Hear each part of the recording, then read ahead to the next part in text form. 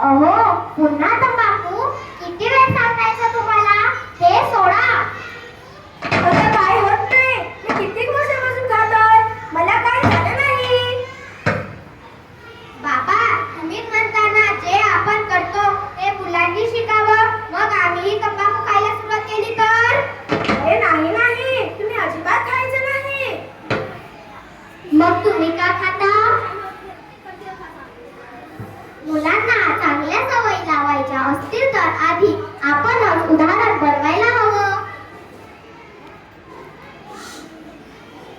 रोहन, चल, नवीन तंबाखू आणली आहे. एकदा खाऊन बघ, भारी वाटतं. अरे नको, तंबाखू आरोग्यासाठी घातक असते. अरे काही होत नाही, फक्त एकदाच म्हणता म्हणता सवय लागते, मग ती सवय व्यसन बनते. खरंच का? हो, तंबाखू मध्ये निकोटीन असते, त्याची सवय लागू शकते. हा हा हा, मी आहे तंबाखू राक्षस. माझे काम आहे लोकांना व्यसनाच्या जाळ्यात अटकवणे. तू कोणाला घाबरवतोस? सुरुवातीला मी म्हणतो फक्त एकदा खा, मग म्हणतो आज नाही खाल्ला तर चालणार नाही. पण आम्ही तुला आमच्या शाळेत येऊ देणार नाही. मला थांबवणार कोण?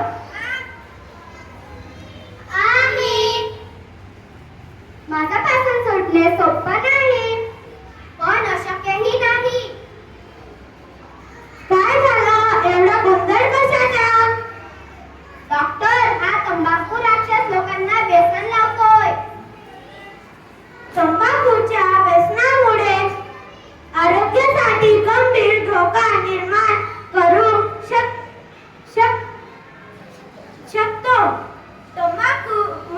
तंबाखूच्या व्यसनामुळे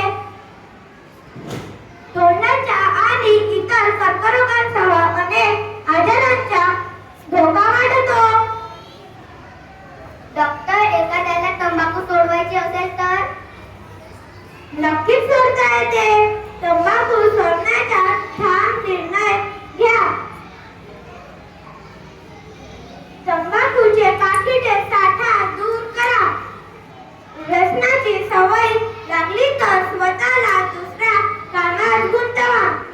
गरज असल्यास कुटुंबीय किंवा मित्रांची मदत घ्या. गरज असल्यास डॉक्टर किंवा तंबाखूमुक्ती सेवांचा सल्ला घ्या. डॉक्टर, मी आजपासून तंबाखू सोडण्याचा निर्णय घेतो. हा झाला माझा नवरा. बाबा, आम्हाला तुमचा अभिमान वाटतो. आता मुलांना सत्य समजलं आहे. तंबाखू म्हणजे स्टाईल नाही. तंबाखू म्हणजे स्टाईल नाही. तंबाखू म्हणजे आरोग्याचा शत्रू. नाही नाही, माझा साम्राज्य संपत आहे. Thank you. क्लॅप करा सर्वांनी.